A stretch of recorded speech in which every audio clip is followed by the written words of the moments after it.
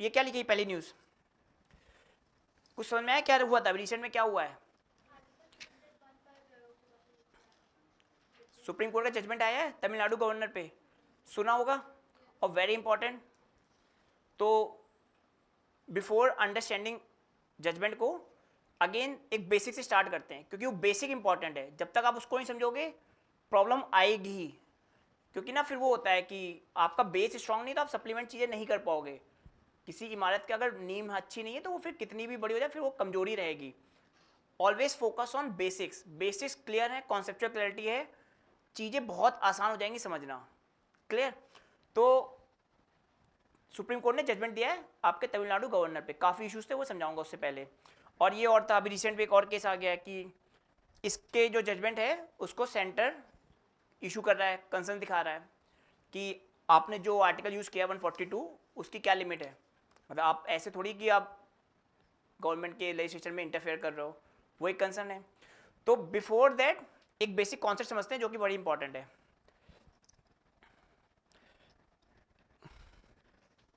Although ये आपको पढ़ाया जाएगा 99% अच्छा टॉपिक है, बट मैं एक बेसिक आइडिया दे रहा हूँ, बिना इसके समझे हम समझा नहीं पाएंगे।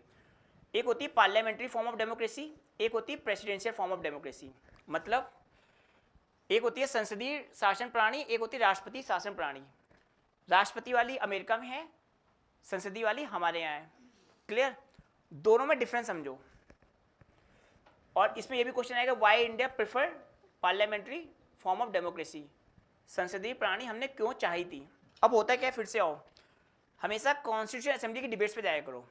ये जो अभी के न्यूज़ चलते हैं कहीं ना कहीं कॉन्स्टिट्यूशन असेंबली में ये बातें हुई थी और 2 साल से ज़्यादा डिबेट्स हुई हैं, उसके बाद हम पहुँचे हैं। इसका मतलब कोई ना कोई तो रीज़न होगा, तभी हमने इसको प्रेफर किया। उस रीज़न को समझो तब आप करंट को लिंक कर लोगे अच्छे से। अब होता है क्या है, पार्लियामेंट्री फॉर्म ऑफ डेमोक्रेसी समझ लो एंड प्रेसिडेंशियल फॉर्म। तो 2-2 3-3 प्रोविजन बता रहा हूँ, ज़्यादा नहीं बताना है मुझे, ठीक है, क्योंकि आपको अच्छे से पढ़ाया भी जाएगा, बट स्टिल गवर्नर को समझने के लिए इंपॉर्टेंट है। पार्लियामेंट्री फॉर्म ऑफ डेमोक्रेसी क्या होता है, जहाँ पे पहला प्रिंसिपल है कि जो आपके एग्जीक्यूटिव हैं, जो कार्यपालिका है, executive will be accountable to legislature. जो कार्यपालिका है वो अकाउंटेबल होगी किसके, विधायिका के। ये इसका कोर प्रिंसिपल है। प्रेसिडेंशियल में क्या होता है, जो प्रेसिडेंट है वो अकाउंटेबल होता है लोगों के। समझो कैसे, हमारे यहाँ जो गवर्नमेंट बनी है, क्लियर, उस वो अकाउंटेबल है लोकसभा के। अगर वो लोकसभा में अपनी मेजोरिटी नहीं प्रूव कर पाएगी तो वो किसी भी दिन खत्म हो जाएगी। यूएसए में ऐसा नहीं होता।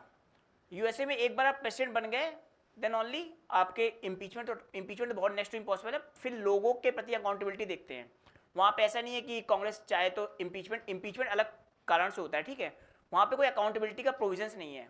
मतलब आपका एग्जीक्यूटिव जो है वो कंप्लीट सेपरेशन ऑफ पावर है। यूएसए में सेपरेशन ऑफ पावर कंप्लीट है। समझ में आया? पहला पॉइंट क्या है कि executive will be accountable to legislature. ये पार्लियामेंट्री फॉर्म ऑफ डेमोक्रेसी का पहला पॉइंट है।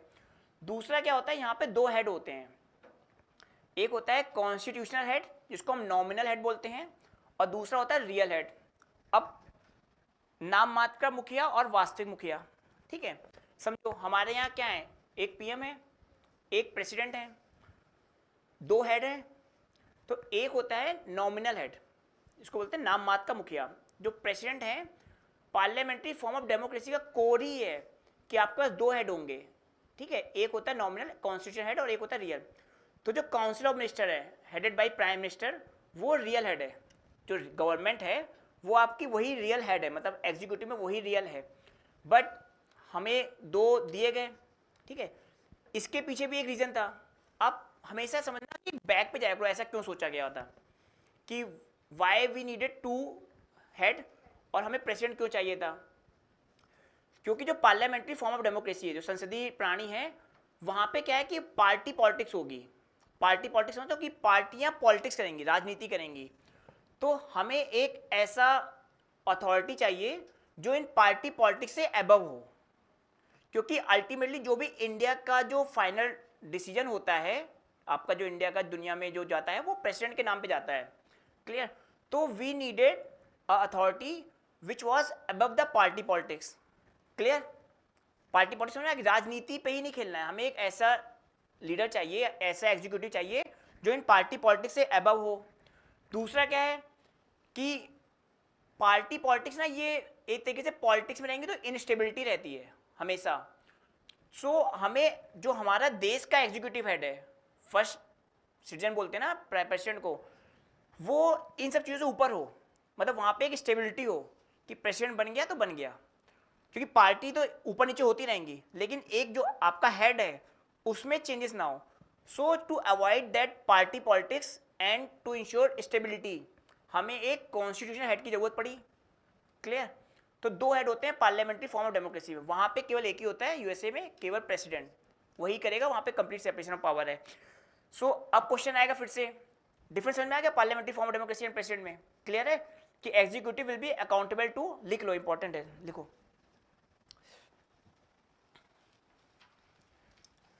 लिखो, features of parliamentary form of democracy, Hindi में देख लेना, संसदीय प्रणाली के फीचर्स, क्योंकि ये पॉइंट्स लिखोगे तो आपको चीजें याद रहेंगी।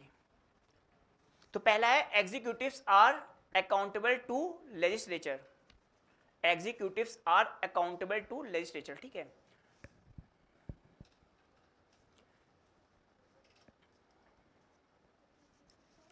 Accountable, executives are accountable to legislature, clear. दूसरा पॉइंट है it consist of two head, one is nominal other is real, nominal के बगल में कॉन्स्टिट्यूशन हेड भी लिख सकते हो, ठीक है। It consist of two head, one is constitutional, second is real, constitution के बगल में नॉमिनल लिख सकते हो, नाम मात्र का, ठीक है। अब अपने माइंड पे लिख लो, अपने माइंड पे लिख लो, why India adopted parliamentary form of democracy, लिख लो वाई,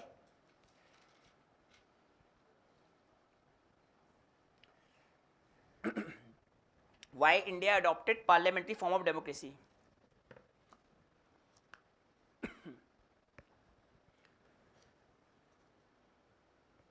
इस पे पहला पॉइंट लिख दो, India preferred accountability over,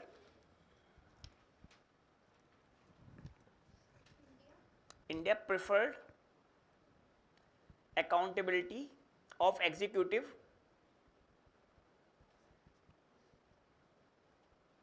India preferred accountability of executive over stability. समझो इसका मतलब क्या हुआ था, जो प्रेसिडेंशियल फॉर्म ऑफ गवर्नमेंट होगी वहां पे प्रेसिडेंट जो होगा वो स्टेबल होगा, जैसे यूएस में क्या है, एक बार प्रेसिडेंट बन गया 4 साल तक, वो आज तक कोई यूएस प्रेसिडेंट नहीं हटा है। गवर्नमेंट हमारे यहाँ कितनी हट चुकी हैं, लेकिन हमने अकाउंटेबिलिटी को चूज किया कि ऐसा ना हो जाए कि एग्जीक्यूटिव ज्यादा पावरफुल हो जाए, क्लियर। तो India preferred accountability of executive over stability, यहां तक क्लियर है सबको। फिर कॉन्स्टिट्यूशन हेड में लिख दो why India needed nominal head, why India needed nominal head, why India needed nominal head. Real head तो पता ही है, देश को चलाना है, नॉमिनल हेड क्यों चाहिए था, ब्रैकेट में लिख दो, उसमें 2 एरो लगा दो, एक तो क्या था, to avoid party politics, to avoid party politics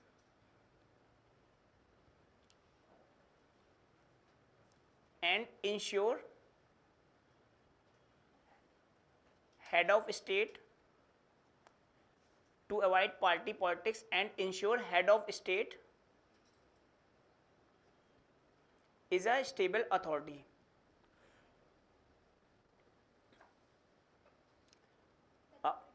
हाँ, स्टेबल अथॉरिटी। अब यहाँ पे कंफ्यूज मत होना, पार्लियामेंट्री फॉर्म ऑफ में अकाउंटेबिलिटी को प्रेफर किया स्टेबिलिटी के, यहाँ पे स्टेबिलिटी अलग स्टेबिलिटी है, यहाँ पे एग्जीक्यूटिव हेड जो आपका स्टेट है, हेड ऑफ स्टेट है, उसकी बात हो रही है, वहाँ पे गवर्नमेंट की बात हो रही है, दोनों स्टेबिलिटी मतलब समझ में आ गया डिफरेंस, ठीक है। तो ये अमेरिका आ गया, नॉमिनल हेड समझ में आ गया, आगे बढ़े, क्लियर। अब ना समझो, सुप्रीम कोर्ट ने कई जजमेंट्स दिए हैं, और आप जब आंसर राइटिंग करोगे ऑलवेज रिमेंबर GS2 मस्ट मतलब GS2 के आंसर्स हैं, इसमें 3 चीज़ हमेशा ध्यान रखना। आर्टिकल्स अनुच्छेद लिखने होते हैं, सुप्रीम कोर्ट के जजमेंट्स लिखने होते हैं, एंड कमिटीज होंगी। क्लियर? आप अगर सुप्रीम कोर्ट के जजमेंट नहीं लिखोगे, ये मैं समझाऊंगा, आप परेशान हो, ये मैं समझाऊंगा चारों जो केसेस हैं, तो आपको आदत डालनी है ग्रेजुअली सुप्रीम कोर्ट के जजमेंट को समझने की। सिर्फ आप नाम लिख दोगे आपका काम हो जाएगा, ठीक है। ऑब्वियसली आपको ज़्यादा अच्छा आंसर चाहिए तो आपको थोड़ा सा समझाना पड़ेगा, ठीक है। तो अभी क्या हुआ, गवर्नर पे भी काफ़ी इवोल्यूशन हुआ है, उस पर समझने की जरूरत नहीं, बट मैं एक आइडिया दे रहा हूँ। इवोल्यूशन क्या होगा, सिंपल सोचो, फिर से एक मिनट लगेगा। जब तक सेंटर का डोमिनेंस था 1967 तक, तो जो सेंटर बोलेगा वही चलेगा। सेंटर ने मिसयूज किया होगा गवर्नर को स्टेट में। फिर 1967 से 1990 तक क्या है, इंदिरा गांधी जी आती हैं, सेंट्रलाइजेशन होता है। काफ़ी आपको क्या होता है कि काफ़ी केसेस आएंगे जहाँ पे मिसयूज ऑफ आर्टिकल 356 होगा। 356 इज प्रेसिडेंट रूल, ठीक है। जिसको नहीं पता, 356 कॉन्स्टिट्यूशन आर्टिकल जहाँ पे प्रेसिडेंट रूल की बात होती है, जहाँ पे स्टेट्स की गवर्नमेंट को हटा के प्रेसिडेंट का रूल लग जाता है। क्लियर? इमरजेंसी का पार्ट है एक, कहते हैं प्रेसिडेंट से फॉर्म ऑफ इमरजेंसी। तो ये सब चल रहा होता है 1990 तक, काफ़ी मिसयूज होता है गवर्नर का। क्लियर? फिर होता क्या है, एक SR बोमई केस आएगा, इसमें लिखा है, हाँ इंपॉर्टेंट है, उससे पहले समझ लो, ये केसेस लिख लो, चारों इंपॉर्टेंट हैं, और आपको गवर्नर के केस में ये लिखना ही होता है, ठीक है। सिर्फ लिख लो इंपॉर्टेंट केसेस रिगार्डिंग गवर्नर, क्योंकि आपको 5वां जो केस है तभी समझ में आएगा जब पहले का आइडिया हो जाए। तो पहला है शमशेर सिंह केस, अच्छा पहला क्या है, हाँ Shamsher Singh case 1975।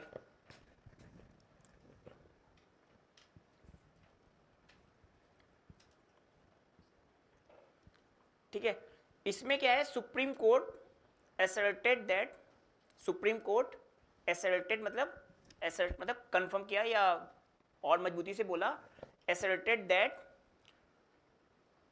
president is only constitutional head, asserted that president is only constitutional head, real power lies with the prime minister, ठीक है।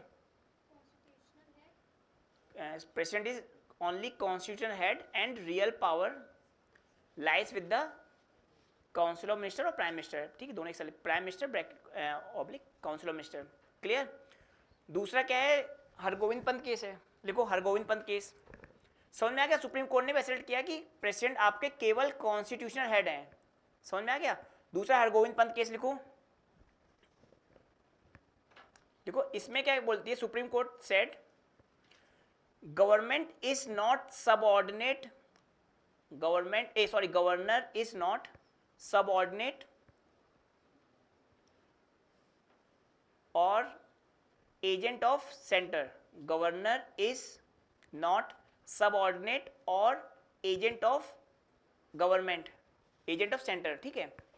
जो गवर्नर है वो कोई सबऑर्डिनेट नहीं है, ना कि एजेंट है सेंट्रल गवर्नमेंट का। It's a constitutional authority, it's a constitutional authority. Constitution authority समझते हो कि उसकी पावर जो है वो कॉन्स्टिट्यूशन से ड्राइव होती है, ठीक है। मतलब समझ में आ गया। ऐसा बोला जा रहा था कि गवर्नर को सेंटर का एजेंट ट्रीट किया जा रहा था, कि जो सेंटर बोलेगी गवर्नर वही करेगा। क्यों? क्योंकि अल्टीमेटली सेंटर गवर्नमेंट अपॉइंट करती है, सेंटर गवर्नमेंट अपॉइंट करती है गवर्नर को, ठीक है, और वो रिमूविंग प्रोसेस भी सेंटर के हाथ में ही होता है। तो क्या होता है कि जैसे ही कोई गवर्नमेंट चेंज होगी सेंटर में, गवर्नर चेंज कर देती थी, ठीक है, और अपॉइंटमेंट अपने अकॉर्डिंग करती है। प्लस क्या हुआ था कि ये ऑब्जर्व किया गया, कई पॉलिटिकल लीडर्स जो आपके इलेक्शन नहीं जीत पाते उनको गवर्नर बना दिया जाता है, या जो रूलिंग पार्टी को फेवर करते हैं उनको गवर्नर बना दिया जाता है। ऐसे कई केसेस चल रहे होंगे, अभी देखा ही होगा। क्लियर? हरगोविंद पंत समझ में आ गया कि जो गवर्नर है वो सबऑर्डिनेट नहीं है, मतलब उसके अंडर नहीं है, और वो एजेंट का सेंटर का एजेंट नहीं है, वो अपने आप में एक अथॉरिटी है जिसकी पावर संविधान से आ रही है। आगे बढ़े, दोनों पॉइंट समझ में आ गए। तीसरा पॉइंट समझो जो कि बहुत इंपॉर्टेंट है, SR बोमई केस 1994। अब इसी को बोलते हैं लैंडमार्क जजमेंट। लैंडमार्क जैसे आपने एक केशवानंद भारती पढ़ा होगा, सुना होगा, केशवानंद भारती है ना, मेनका गांधी, मिनर्वा, वैसा ही SR बोमई केस है, इसको समझो। ठीक है, एसआर बोमे केस 1994। समझो, मैंने आपको लास्ट क्लास में समझाया था, क्या समझाया था कि जब सेंटर वीक हो गया, सेंटर वीक हो गया तो आपका जो एग्जीक्यूटिव वीक हो गए थे 1991 में, एग्जीक्यूटिव वीक हो जाते हैं, एग्जीक्यूटिव मतलब कार्यपालिका आपकी कमजोर हो जाती है, तो जो न्यायपालिका है, जो जुडिशरी है, वो स्ट्रांग होगी हमेशा। पहले क्लास में समझाया था power is a zero sum games, एक की पावर कम हुई तो दूसरे की बढ़नी है, ये क्लियर है। तो अभी क्या 1991 चल रहा है, एग्जीक्यूटिव आपके कार्यपालिका कमजोर हो गई, तो अब क्या होगा, जुडिशरी पावरफुल होगी। उस समय जुडिशरी ने काउंटर किया जो चैलेंज चल रहे थे, तो उसने 2 लाइन बोली एसआर बोमे के अंदर। पहला कि जो फेडरलिज्म है, जो संघवाद है, वो पार्ट है बेसिक स्ट्रक्चर का, लिख लो कि federalism is a part of basic structure. अब जहां पे भी फेडरलिज्म का क्वेश्चन आएगा आपको एसआर बोमे केस डालना होता है। Supreme court एसेप्टेड federalism is a part of basic structure. अब जिनको बेसिक स्ट्रक्चर नहीं पता है, एक हल्का सा पॉइंट समझ लो, ठीक है, कईयों को बाई चांस ना पता हो फिर भी समझा देता हूं कि federalism is a part of basic structure. Basic structure simple सा क्या था, केशवानंद भारती केस आता है 1973 में, जहां पे सुप्रीम कोर्ट बोलती है कि पार्लियामेंट कुछ भी बदलाव कर सकती है, लेकिन जो संविधान का मूल भाव है, जो बेसिक स्ट्रक्चर है, उसको चेंज नहीं कर सकती। क्लियर, केशवानंद भारती में यही बात होती है कि जो पार्लियामेंट है, it can amend anything but can not change the basic structure of constitution. जो आपकी संसद है वो कोई भी रूल्स में कर सकती चेंज, लेकिन वो मूल भाव को नहीं चेंज करेगी संविधान के। क्लियर, तो एसआर बोमे में क्या बोला कि federalism is a part of basic structure. दूसरा पॉइंट बोला कि article 356 that is a president rule is a last resort. Last resort मतलब ये सबसे लास्ट है, सेंटर को जो मिसयूज कर रहे हैं 356 का, कि अगर स्टेट हमारी बात नहीं मानना, प्रेसिडेंट रूल लगा रहे हो, ये केवल लास्ट रिजॉर्ट होगा। And misuse of article 356 is unconstitutional. मतलब इसको ऐसे समझो कि आपको गवर्नर बोलेगा कि प्रेसिडेंट रूल लगाना है, समझ में आ गया, गवर्नर बोलेगा प्रेसिडेंट ऐड कर सकता है, तो ये जो आपका डिसीजन है that is also under the judicial review. मतलब आपने बोल दिया कि प्रेसिडेंट रूल लगा दिया, जुडिशियल रिव्यू मतलब होता है कि जुडिशरी उसको रिव्यू कर सकती है। तो आपका पहला तो federalism is part of basic, दूसरा क्या है कि miss use of article 356 was against the constitutional provisions and judiciary can interfere, judiciary can do over judicial review। समझ में आ गया। तो एसआर बोमे केस में आपको अलाउ कर दिया गया था कि जुडिशियल रिव्यू भी है और federalism is a part of basic structure. Clear, आप समझो। चौथा केस क्या है, इंपॉर्टेंट है, 2016 नेबम रेबिया, लिख लो चौथा केस क्या है।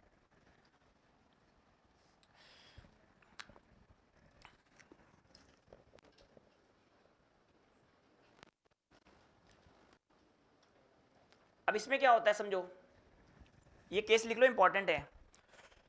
NA क्या लिखा है, NABAM नेबम रेबिया 2016। क्लियर, अब होता क्या है, आपको एक कॉन्सेप्ट समझना पड़ेगा डिस्क्रिशन वाला, विवेकाधिकार। विवेकाधिकार, अब समझो डिस्क्रिशन क्या होती है। संविधान में आर्टिकल 164, आर्टिकल 200, 201 और 356, इवन 163 में भी, ये 5 आर्टिकल है। अभी याद करने का डरना नहीं कि पता नहीं क्या बोल दिया, आई नो बहुतों ने नहीं सुने होंगे आर्टिकल्स। समझो, फैक्ट्स को कभी नहीं याद करना, आप इस प्रिपरेशन में इतना पढ़ोगे कि फैक्ट्स आपको याद होने ही है। चीज़ों को समझना, हमारा माइंड स्टोरीज को याद रखता है, ठीक है, फैक्ट्स को याद करने पे प्रेशर आता है और लिंकेज नहीं होता, स्टोरीज में लिंकेज होता है। एंड आई डू ट्राई कि मैं स्टोरीज के थ्रू आपको समझाऊं, समझे। तो गवर्नर को डिस्क्रिशन दी गई, विवेकाधिकार दिए गए संविधान में, जो कि आपके प्रेसिडेंट को नहीं दिए गए। प्रेसिडेंट करता है विवेकाधिकार का यूज, बट वो संविधान में मेंशन नहीं है, वो कॉन्स्टिट्यूशनल सिचुएशंस बनती हैं। लेकिन गवर्नर को आपको डिस्क्रिशन दी गई है संविधान के अंदर। इसका मतलब क्या होता है कि कई जगहों पे ऑल्दो होता क्या है कि जब पार्लियामेंट्री फॉर्म ऑफ डेमोक्रेसी पढ़ लेते हैं, उसमें क्या होता है, जो आपका कॉन्स्टिट्यूशन हेड है, जो नॉमिनल हेड है, वो वर्क करेगा through aid and advice of council of minister. मतलब जो आपका नॉमिनल हेड है, जो नाम मात्र का मुखिया है, प्रेसिडेंट और गवर्नर, वो काम करेंगे किसकी, जो गवर्नमेंट बोलेगी, aid and advice of the government, ठीक है। अब हुआ क्या कि लेकिन गवर्नर के केस में आपको डिस्क्रिप्शन दी गई है, मतलब mostly governor will act on a aid and advice of a council of minister, but in most of the cases, मतलब 5 केसेस में it can use his description, मतलब ज्यादातर गवर्नर जो गवर्नमेंट है आपकी काउंसिल ऑफ मिनिस्टर उसकी aid and advice पे काम करेगा, मतलब जो बोलेगी वही करेगा, लेकिन गवर्नर अपना विवेकाधिकार को यूज कर सकता है। ठीक है, ये आर्टिकल के अंदर दिया गया है। ठीक है, 163, 164, 200, 201 और 356। अब इसी पे क्वेश्चन आएगा कभी, डिस्क्रिशनरी पावर पे क्वेश्चन आता ही है। ठीक है, अब समझो होता क्या है। तो जो केस था नेबम रेबिया, इसमें बोला 2016 में सुप्रीम कोर्ट ने कि जो डिस्क्रिशनरी पावर है जो गवर्नर यूज करता है, it is also under the scope of judicial review. ठीक है, जो विवेकाधिकार है वहां पे भी जुडिशियल रिव्यू कर सकती है कि वो सही है कि गलत है। क्लियर, समझ में आ गया? लिख लो, under Nabam Rebia case Supreme court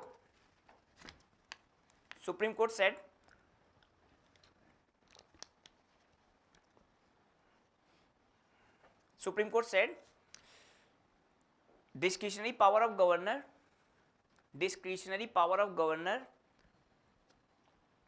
comes under the judicial review. Discretionary power of governor comes under judicial review. Judicial review तो आपको पता होगा ना, किसी को नहीं पता? जुडिशियल रिव्यू पता है ना? देखो, जिसको नहीं पता एक बार पूछ लो। जुडिशियल रिव्यू का सिंपल से मतलब होता है कि जो भी आपके विधायिका और कार्यपालिका काम करेगी उसको जुडिशियरी रिव्यू कर देगी, वो सही है कि नहीं, वो संवैधानिक है कि नहीं। क्लियर? ठीक है, आ गया? तो नेबम रेबिया के समझ में आ गया, discretionary power is also comes under the judicial review. अब समझो हो क्या रहा था, करंट डेवलपमेंट क्या है। ये चारों केस आ गए, आगे बढ़े। ठीक है, अच्छा अब देखो, लिखो अभी करंट डेवलपमेंट लिख लो, इसको समझना इंपॉर्टेंट है। अब आर्टिकल 200 और 201 पे क्या कंट्रोवर्सी चल रही है इसको समझो। लिखो आर्टिकल 200, लिखो, इंपॉर्टेंट है,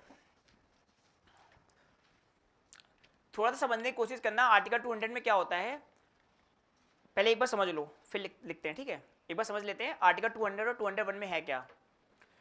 आपको पता है जो पहले बिल जाता है पार्लियामेंट में, बिल जाएगा, फिर जब बिल पास हो जाता है उसके बाद आपका जो एग्जीक्यूटिव है, गवर्नर या प्रेसिडेंट, वो आपको मंजूरी देते हैं, तब वो लॉ बनता है। समझे? यहां तक किसी को डाउट तो नहीं है? पार्लियामेंट में बिल जाएगा, पहले पार्लियामेंट से पास हो जाएगा, फिर फाइनल आपका गवर्नर या प्रेसिडेंट आपका एसेंट देते हैं, मतलब मंजूरी देते हैं, तब एक लॉ बनेगा, लॉ जो कि फाइनल हो जाता है। यहां तक क्लियर है? तो आर्टिकल 200 के अंदर गवर्नर को 4 ऑप्शंस दिए गए हैं। ठीक है, समझना पहले, आर्टिकल 200 के अंदर गवर्नर को 4 ऑप्शन दिए गए हैं। Once bill has been pass through state legislature, जो आपका जो राज्य के परिषद होते हैं, विधान परिषद, वहां से जब बिल पास हो जाएगा उसके बाद उसको एक्ट बनना है। एक्ट बनने के लिए क्या चाहिए? गवर्नर की एसेंट। उसको गवर्नर के पास 4 ऑप्शन हैं। पहला ऑप्शन क्या है समझना, कि वो बिल आपकी एसेंट दे दे, मतलब उसकी मंजूरी दे दे। मंजूरी दे दी तो वो लॉ बन गया। क्लियर? दूसरा क्या है? Withhold the assent. Withhold का मतलब होता है मंजूरी ना देना, ये टर्म इंपॉर्टेंट है। विद होल्ड, विद होल्ड का मतलब मंजूरी ना देना। पहला ऑप्शन क्या है? मंजूरी दे दी, दूसरी मंजूरी ना देना। तीसरा क्या होता है? कि वो जो बिल है उसको प्रेसिडेंट के पास भेज दे। ठीक है, कब? जब जो बिल है, जो आपके स्टेट लेजिस्लेचर से जो बिल पास हो रहा है, उसमें कुछ कॉन्स्टिट्यूशनल की बातें हो रही हैं, जहां पे स्टेट सेंटर का रोल चाहिए। तो तीसरा ऑप्शन क्या है? गवर्नर के पास वो जो बिल है उसको प्रेसिडेंट के पास भेज दे। यहां तक क्लियर? चौथा ऑप्शन क्या है? कि वो खुद ही बिल को स्टेट गवर्नमेंट से कह दे, स्टेट लेजिस्लेचर से कह दे कि आप इसको रिकंसिडर करो। रिकंसिडर समझ में आ गया? कि ये जो बिल भेजा है आपको, इसको फिर रिकंसिडर करो। ठीक है, लिख लो चारों। पहला, 4 options to governor under article 200।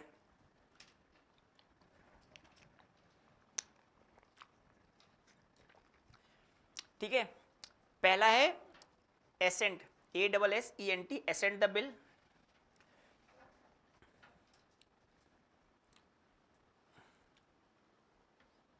दूसरा है withhold, withhold WITHHOLD, withhold the assent मतलब पहला है मंजूरी देना, दूसरा मंजूरी ना देना, तीसरा है reserve the bill for president,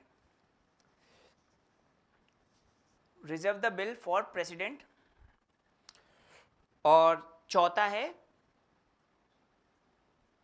send back bill to legislature, state legislature for reconsideration, अपने द्वारा ही, ठीक है, send back bill to state legislature for reconsideration, bill को वापस स्टेट लेजिस्लेचर पे भेजना। चारों ऑप्शन समझ में आ गए, ठीक है। अब समझो आर्टिकल 201 क्या कहता है, जब प्रेसिडेंट के पास बिल भेज दिया गया, ठीक है, तब प्रेसिडेंट के पास क्या ऑप्शन है वो भी समझना इंपॉर्टेंट है।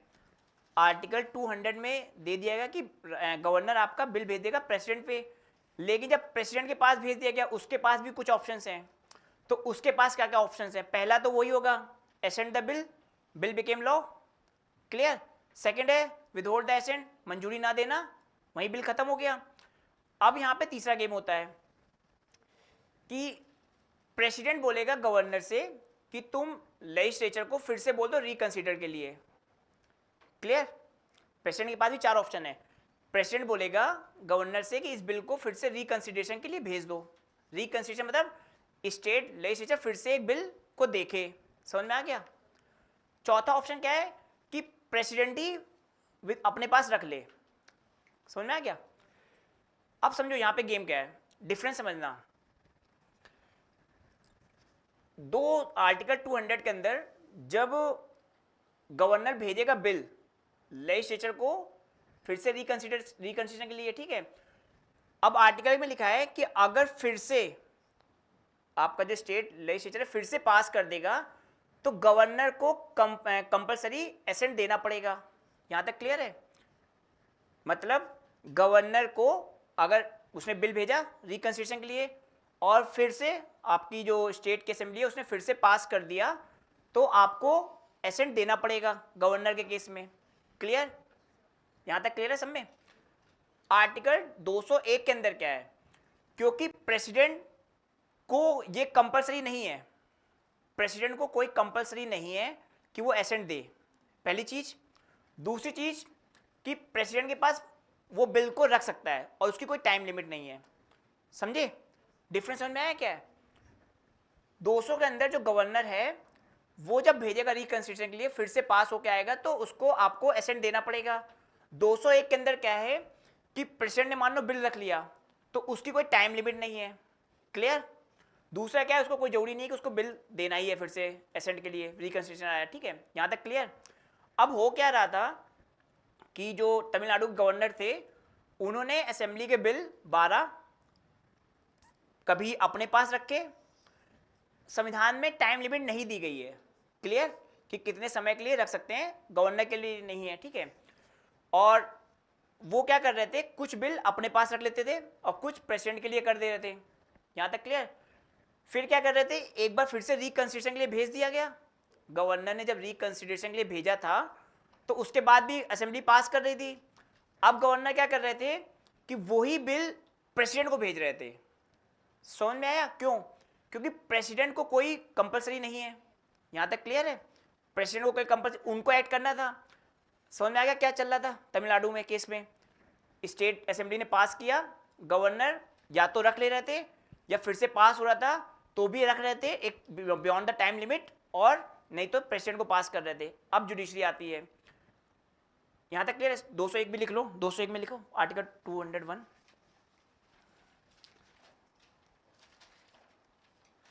ठीक है। Article 201 allow president four option, चार ऑप्शन अलाउ करता है। पहला क्या है, एसेंट, दूसरा विदहोल्ड द एसेंट, और तीसरा है directed the governor, direct governor for reconsideration, ठीक है। पहला क्या है, एसेंट द बिल, दूसरा विदहोल्ड, तीसरा direct the governor for reconsideration. चौथा पॉइंट क्या है, direct the governor for reconsideration, ठीक है। चौथा क्या है, और पॉकेट वीटो बोलते हैं। पॉकेट वीटो मतलब उसी को अपने पास रख लेना, ठीक है। ये चौथा पॉइंट था। इसमें प्रेसिडेंट को कोई टाइम लिमिट नहीं है। अच्छा एक चीज़ और इसमें लिख लो जो यूपीएससी पूछ सकती है, उसकी आदत है वही चीज़ पूछेगी जो कंफ्यूज करेगी। तो जो ये जो रिकंसिडरेशन वाले केसेस हैं 200 और 201 में, that is not allowed for money bill. जो रिकंसिडरेशन के केसेस हैं 200 और 201 में, रिकंसिडरेशन वो मनी बिल के लिए नहीं है। क्यों? क्योंकि मनी बिल जब आप पढ़ाया जाएगा तो उसमें साफ साफ लिखा होता है कि वो आता ही है इनकी एसेंट के बाद, ठीक है। क्लियर? अब समझो, प्रेसिडेंट 201 के अंदर उसको कंपलसरी नहीं है कि फिर से एसेंट दे या विदहोल्ड करे, उसको कोई कंपलसरी नहीं है। प्रेसिडेंट के पास कोई टाइम लिमिट नहीं है। यहां तक क्लियर? फिर क्या था, लेकिन 200 में, आर्टिकल 200 के अंदर गवर्नर को अगर फिर से पास हो जाता है तो वो एसेंट देना पड़ेगा। क्लियर? और जो इंपॉर्टेंट पॉइंट है, कॉन्स्टिट्यूशन में लिखा है कि आर्टिकल 200 और 201 में जो गवर्नर एक्ट करेगा वो mostly through aid and advice of council of minister but can use discretion, ठीक है। मोस्टली वो एड एंड एडवाइस के थ्रू करेगा but can use discretion.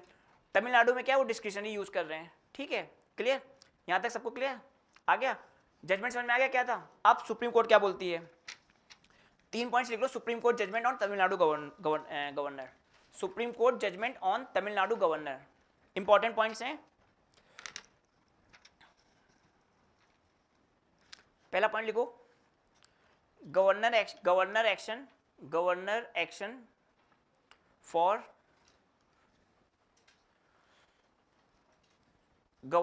Action for reserving bill, governor action for reserving bill without sufficient, governor action for reserving bill without sufficient constitutional ground, without sufficient constitutional grounds, governor actions for reserving bill without sufficient constitutional grounds violates article 200, violate article 200 and it is unconstitutional। पहला point क्या है कि जो reserve करना bill को without constitutional sufficient grounds वो unconstitutional है। 200 violate article 200 and it is unconstitutional. पहला पॉइंट समझ में आ गया? दूसरा पॉइंट लिखो, सुप्रीम कोर्ट इन्वोक्ड, यही है कंट्रोवर्सी, या इसको तीसरे पॉइंट में लिखो, दूसरा है। दूसरा पॉइंट लिख लो, Supreme Court gave strict timeline, strict timeline, gave strict timeline to governor for action on bills। एक स्ट्रिक्ट टाइमलाइन दे दी गई है, अभी कुछ में 1 मंथ की, कुछ में 3 मंथ की, बट अभी आप इतना समझो कि mandated timeline for governor to act. इतना समझ में आ गया? इफ, इसमें लिख लो, if governor doesn't act, if governor doesn't act within a reasonable time, within a reasonable time, reasonable time एक तरीके सब्जेक्टिव है जो कि जुडिशरी अपने हिसाब से इंटरप्रेट करेगी। if governor doesn't act within a reasonable time, supreme court can supreme court can do judicial review, ठीक है। मतलब एक नया स्कोप खोल दिया है कि जुडिशियल रिव्यू, जो कि नियम रेबियम बताया था, can do judicial review, can do judicial review. समझ आ गया दूसरा पॉइंट तमिलनाडु गवर्नर में क्या हुआ? अब तीसरा पॉइंट समझो जिसपे कंट्रोवर्सी चल रही है। Supreme court invoked, supreme court invoked, invoke मतलब होता है कि, है ना, यूज किया। Supreme court invoked article 142, supreme court invoked article 142 which allow supreme court to Supreme Court invoked Article 142 which allows Supreme Court to ensure complete justice। इस term को highlight करना, प्रीलिम्स का क्वेश्चन भी है, ठीक है। which ensure complete justice, ठीक है।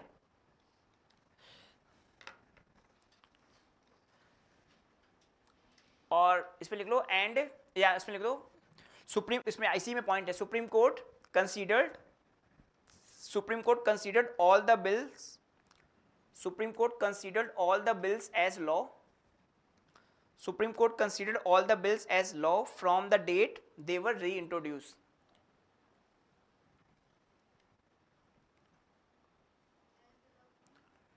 Supreme Court considered all the bills as law from the date they were reintroduced.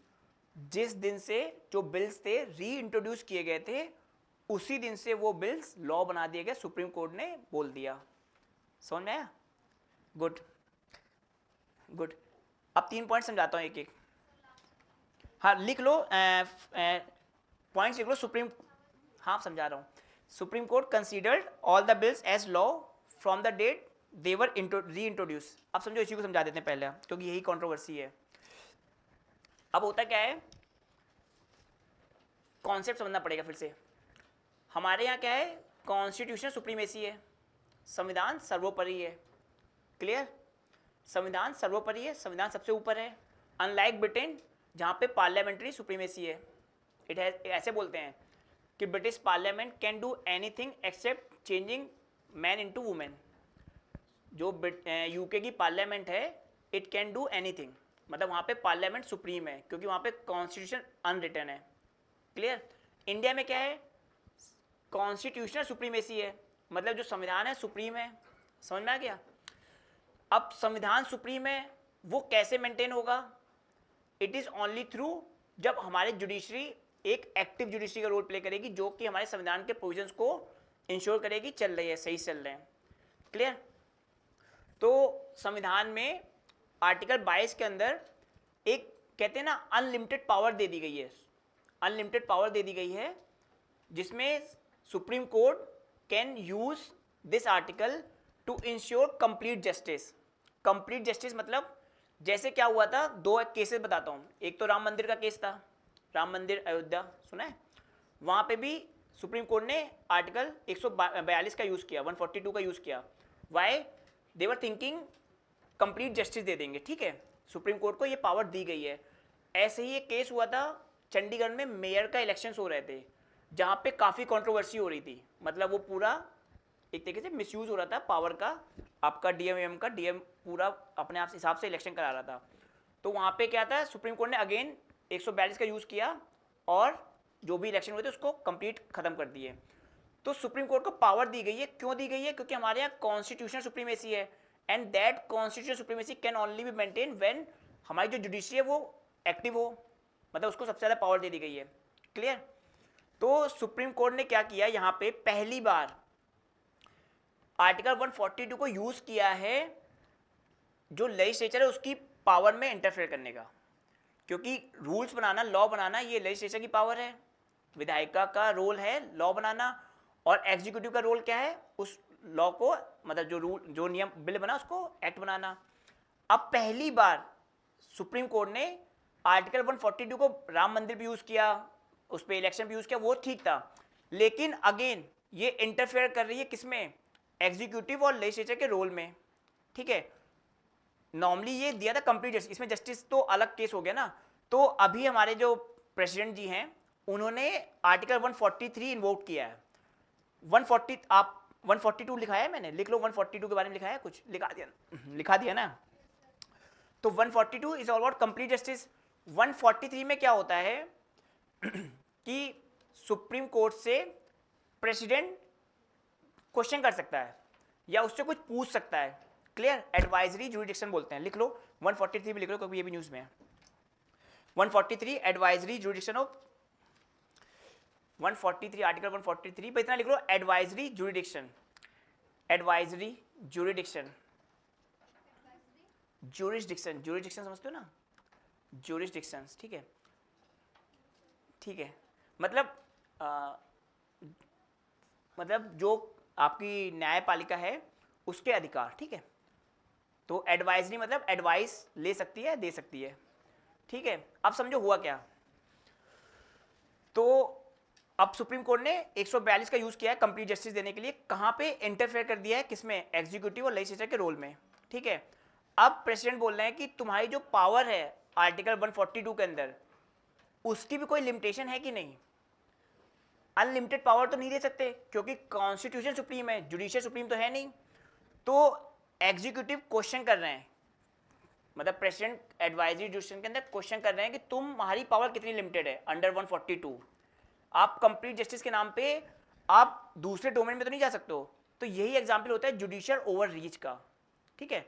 Over reach का मतलब आपकी जितनी पावर है, सेपरेशन ऑफ पावर पढ़ाया था, आपकी जितनी पावर है आप उससे ओवर कर रहे हो। ओवर रीच मतलब दूसरे की पावर में इंटरफेयर कर रहे हो। तो पहला पॉइंट समझ में आ गया कि आप जो एग्जीक्यूटिव हैं वो क्वेश्चन कर रहे हैं सुप्रीम कोर्ट से कि तुम्हारी जो आर्टिकल 142 के अंदर पावर है वो कितनी लिमिटेड है। तो ऐसा बोला जाता है कि उसकी पावर भी under the provisions of constitution ही हो सकती है। और कॉन्स्टिट्यूशन में क्या है, चेक्स एंड बैलेंस है, last separation of power, checks and balance है। तो आप दूसरे के डोमेन में एंटर कर रहे हो तो फिर इसका कॉन्सिक्वेंसेस क्या होंगे। दूसरा पॉइंट क्या था, जैसे क्या है कि गवर्नर एक्शंस रिजर्विंग, ये अनकॉन्स्टिट्यूशनल है क्योंकि ये जो हमारे यहाँ लेजिस्लेशन पावर है, लेजिस्लेटिव पावर उसको अंडरमाइन कर रहा है, ठीक है, against the principle of federalism है। क्योंकि फिर क्या हो रहा है, गवर्नर सेंटर अपॉइंट करता है और गवर्नर स्टेट्स को काम नहीं करने दे रहा। पॉइंट समझ में आया। तो वो against the principle of federalism के है, क्योंकि गवर्नर कर क्या रहा है, अल्टीमेटली बात तो सेंटर से ही कर रहा है। तो फेडरल प्रिंसिपल के अगेंस्ट में बिल को रिजर्व करना। दूसरा क्या था कि आपका जो टाइमलाइन थी, अब टाइमलाइन ना होना ये भी क्या है कि एक तरीके से जो स्टेट का जो रूल्स बनाने की पावर है उसको अंडरमाइन कर रहा था। अब सेंटर ने एक आर्गुमेंट क्या दे दिया कि तुम्हारी पावर कितनी है, वो भी तो लिमिट रखो ना, ऐसा थोड़ी तुम इंटरफेयर कर जाओगे। दूसरा क्या है, this is a perfect example of judicial over reach, आपको पढ़ाया जाएगा जुडिशियल ओवर रीच, ये परफेक्ट एग्जांपल है। और तो और जुडिशियल ने नया इनोवेशन कर दिया है। इनोवेशन क्या कर दिया कि आर्टिकल 142 को यूज कर रहा है किसमें, रूल्स मेकिंग में। आपने बोल दिया कि यहां से लॉ बना देंगे, जो बिल्स थे वो लॉ बन गए। मतलब यही है क्वेश्चन कि how can a judiciary ensure कि जो बिल्स हैं वो लॉ बन जाएंगे। ये तो काम किसका है, अल्टीमेटली एग्जीक्यूटिव का है। तो ये फिर से कॉन्स्टिट्यूशन को अंडरमाइन कर रहा है, क्योंकि कॉन्स्टिट्यूशन में क्या लिखा है, बिल आपका एक्ट तभी बनेगा जब उसको एसेंट मिलेगी किससे, हेड ऑफ द स्टेट या हेड ऑफ द आपका जो भी स्टेट्स हैं। तो अब ये उसके प्रिंसिपल के अगेंस्ट में जा रहा है। तो इस मारे आपका सेंटर क्वेश्चन कर रही है। लास्ट क्वेश्चन क्या कर रही है कि कॉन्स्टिट्यूशन में प्रोसीजर्स दिए गए हैं, प्रोसीजर यही है ना कि बिल कैसे, एक्ट कैसे बनेगा, इसको भी वायलेट कर रहा है। तो कहीं ना कहीं जब मैंने लास्ट टाइम पढ़ाया था कॉलेजियम सिस्टम में, तो अभी ये कन्फ्रंटेशन चल रही है एग्जीक्यूटिव और लेजिस्लेचर, एग्जीक्यूटिव और जुडिशरी के बीच में कि एक लिमिट रखो। जुडिशरी इज नॉट कि आप अनलिमिटेड पावर यूज कर लो। और अब जुडिशरी का क्या है कि एक तो कॉलेजियम सिस्टम जहाँ पे खुद ही अपॉइंट कर रहे हैं, दूसरा बेसिक स्ट्रक्चर जो कि डिफाइन नहीं है, आप जो चाहोगे बेसिक स्ट्रक्चर को डिफाइन कर दोगे। तीसरा लिमिट ऑफ कॉन्स्टिट्यूशन मॉरलिटी। जब सबरीमाला केस हुआ था तो मैंने समझाया, मतलब आपको पढ़ाया भी जाएगा, वहाँ पे क्या है कि कल्चरल मॉरलिटी होती है, जो हमारे कल्चर के नियम होते हैं, वो हर जगह कॉन्स्टिट्यूशन मॉरलिटी को कह रहा है कि वही सुप्रीम होगी, ठीक है। यहाँ पे भी एक फाइट चल रही है, पॉइंट समझना। पहली फाइट कहाँ पे समझ रही है, एक तो कॉलेजियम सिस्टम पे, एक बेसिक स्ट्रक्चर पे जहाँ पे उसको कोई डिफाइन नहीं किया गया। तीसरा क्या चल रहा है कि कॉन्स्टिट्यूशन मॉरलिटी को आपने हमेशा बोल दिया सुप्रीम है, which is good thing, but वो भी डिफाइन नहीं है। समझ में आ रहा। चौथा क्या है, एक होता है एसेंशियल रिलीजियस प्रैक्टिसेस, मतलब हर धर्म की एसेंशियल प्रैक्टिसेस होती हैं। अब वो भी क्या सुप्रीम कोर्ट डिफाइन करेगा। तो जो रिलीजियस पीपल हैं, जैसे फॉर एग्जांपल उन्होंने बोल दिया कि दीपावली में आप जो भी क्रैकर्स हैं इसको अलाउ मत करो। अगेन दीपावली में crackers was a essential practice, how judiciary can define कि which constitute essential religious practices, ये एक डिबेट चल रही है। तो इसी मारे आपको हमेशा इन चीज़ों को ध्यान रखना है कि कैसे फाइट चल रही है, कैसे सेंट्रल गवर्नमेंट प्रेशराइज कर रही है जुडिशरी को, जुडिशरी कैसे प्रेशराइज कर रही है एग्जीक्यूटिव को। तो इन चीज़ों को ध्यान में रख के देना तो आपका पर्सपेक्टिव थोड़ा सा ब्रॉड हो जाएगा, ठीक है। क्योंकि आर्टिकल 50 में साफ साफ लिखा है there should be separation of power between executive and judiciary. Clear, यहाँ तक समझ में आ गया गवर्नर का सब कुछ।